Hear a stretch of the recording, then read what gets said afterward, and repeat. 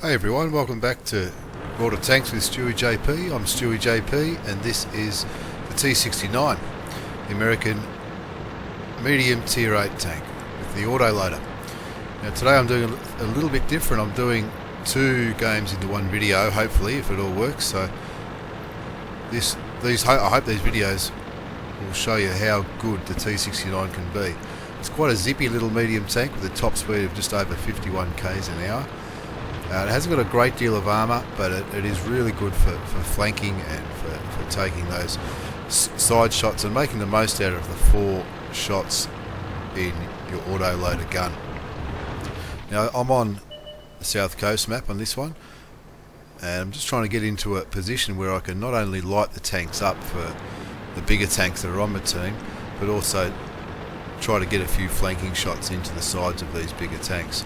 In the pecking order on the left side of the screen you can see I'm ranked at number 10. It is a tier 9 game, but most of the tanks in this battle are tier 8s. The gun can pump out 7 rounds a minute, or a bit over 7 rounds a minute. 4-shot autoloaders, so that's almost 2 lots in a minute. And with standard ammunition, you'll do up to 240 damage with each shot.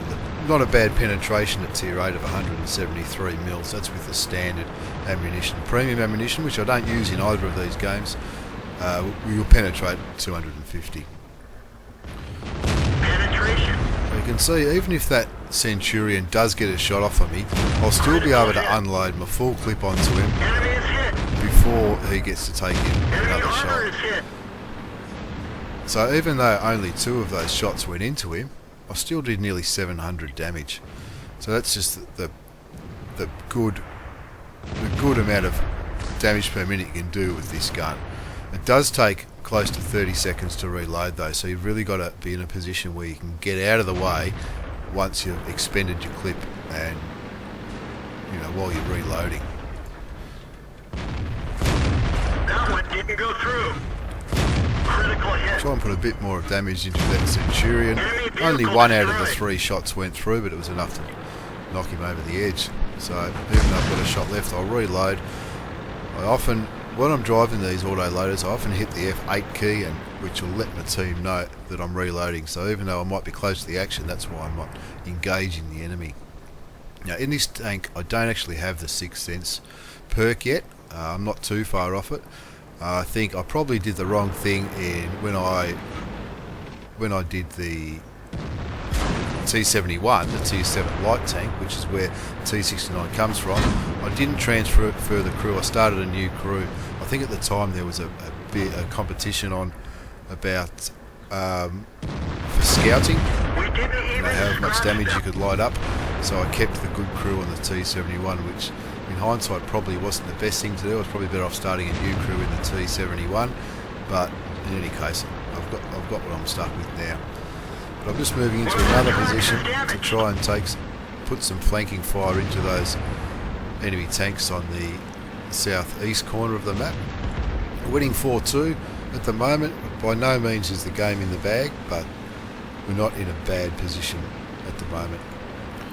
And this is where the tank's really good. You come up to the side of a J Panther, which hasn't got a bad amount of armour. You've got 4 opportunities to kill him, and there you go. It was the last one, but I still got a shot into him. And you can see on the damage counter, I've already racked up 1,000 damage, and we're only 4 minutes into the game. So now I'm heading down to where the enemy base is, because I can tell on my mini-map that there's quite a number of tanks camping at the base, going by where they were last spotted. So I'm going to go down there. We know that there's plenty of rocks and shrubs to hide behind at this end of the map, so again, that's what I'm hoping to do. Get some cover and put some effective fire onto those tank destroyers that are camping near the base. At this point in the game, we're still ahead, but like I said before, it's by no means over. So I'm trying not to go into the cap circle here, because I don't want to let the whole enemy team know that I'm there. Ready to fire. And here's where I make a mistake by using the autoloader, the auto aimer. The auto aimer automatically aims towards the bottom of the tank. And if there's a little bit of terrain there where all you're going to do is shoot dirt, you can see the enemy are starting to come back now. The score's 7-6.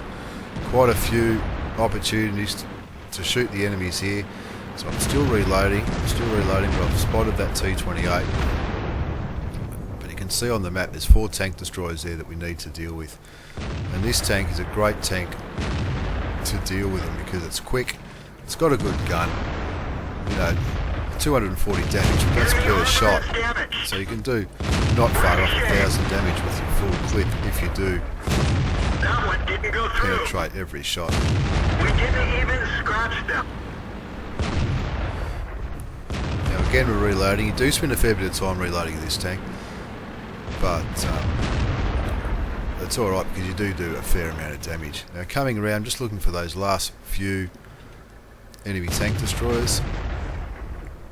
I'm sitting in the cap circle, that's just coincidence, I'm not trying to cap. I'm wary about the tank that was last spotted along the beach, which is the AMX. That he's just come up on the mini-map, so I know I'm safe from him.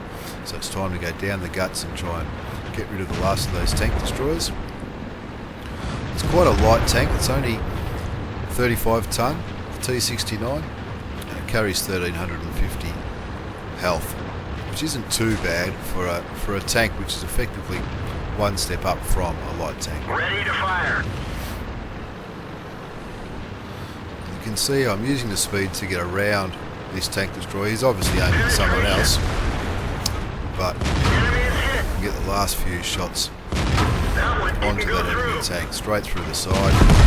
It's game over, which gives me a grand total of 2,028 damage for that game, which I'm quite happy with considering I was one of the bottom ranked players in the game. Let's go. Now in this second game, it's the opposite. I'm up the top. I'm ranked 3rd, so I'm a tier 8, so I'm a top tier tank in this game on the Siegfried line map. So I'm not stuffing around and going straight to a position where hopefully I can start getting my gun into the game early and do a bit of damage on the enemy tanks.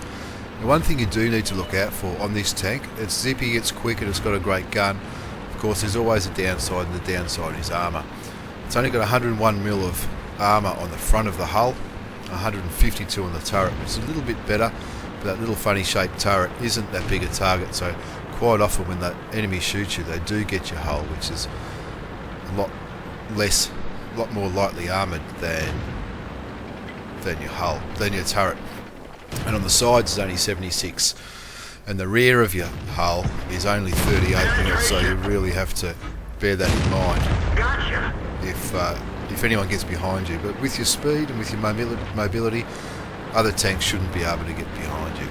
So I've taken the chaffee out, and now I'm just hiding while I'm reloading. It's always a good idea to in the back of your mind, be thinking, where can I hide to reload, because it does take close to 30 seconds. So in this game, I'm just scurrying around, if you like, scurrying around the city to try and do some damage to the enemy team. It's an assault game, so we don't have a base to defend. Critical hit. And look at this, straight behind these big tank destroyers. This is exactly what it's used for, this tank. Enemy armor is hit. Any tank, you can shoot them from behind and just demolish.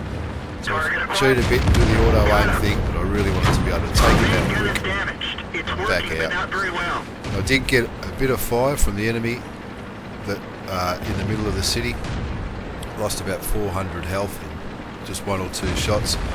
I've got a damaged gun. I've chosen not to repair the gun at this stage because it looks like our fighting's going to be at close range. So when you've got a damaged gun, it does affect your accuracy, but when you're shooting someone who's really close to where you are, it's not really going to matter. Because I generally use the big repair kits.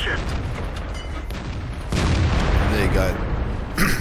Taking 2 tanks out in 1 clip of ammunition there. As I was saying, because I use the big repair kits, which not only repair everything that's damaged, I also it also prevents a lot of damage. So I'm letting the team know again that I'm reloading as I try and move into another good position to take some of these enemy tanks out.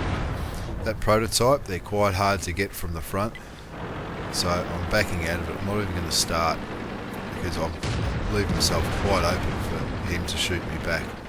But now, while he's aiming at those other tanks, and you can see when I light him up that his gun's not facing me, that it's facing a different way, might as well put a few shots in. But the angle he's at, I'm not going to penetrate his turret. They've got a very strong turret, the T28. And I can see he's just about surrounded anyway, that T28, so I'm not going to try and get in there and compete with my own teammates for damaging the same tank. So while I'm reloading, again, I'm relocating, trying to find another place to put effective fire into the enemy. I've already done over 1500 damage, and the score is still even, so the game's definitely not in the bag yet. But while we're still engaging in this city, I'm just scurrying around, having a look to find who I can kill next. It's really good to take advantage of the speed and the traverse speed. It's 42 degrees a second, which is quite quick, so in 4 seconds you can turn right around just about, so you can move nice and quickly in this tank. Its mobility is just as good as a lot of light tanks that are out there. So you take advantage of it, you can move around the map, zip around to where the action's happening, and also, so to keep your gun in the game, especially between reloads. This is just an easy kill. Luckily I set him on fire, which always helps. It's always good to see that. Little tanks like that, even though he's probably just as quick as me, I had him covered. So at this point of the game, we're comfortably leading 13-7. And I remember there was the Super Pershing, I think it was, down in the southeast corner of the map. I've no idea where that light tank is. Other people seem to think he's out in the field, which I think that's where he ends up being. But I'm going to head down to the southeast corner. I've reloaded and I'm ready to take it on. Now the Super Pershing, which is the tank that's alive down the bottom, the only tank alive now, can be hard to penetrate, especially from the front. It's got quite heavy frontal armour, so my strategy will be to get to his back and sides. So hopefully in these couple of games I've shown you how mobile and how effective the gun of the T69 can be. It's still one of my favourites. I love playing with it. I'm quite a way off from unlocking the Tier 9 tank at the moment, but it's a fun tank to play. As long as you stay away from other tanks that are trying to kill you, at least stay away from their front, get around to the back and sides, and the gun can do a lot of damage. As you can see, I've done over 2,500 damage in this game. 2,759 going by my damage tracker on my mod pack. So anyway, I hope you've enjoyed the replays of the T69. If you have, please leave some comments or some feedback on the bottom of the page. Thanks for watching. I hope to see you again sometime.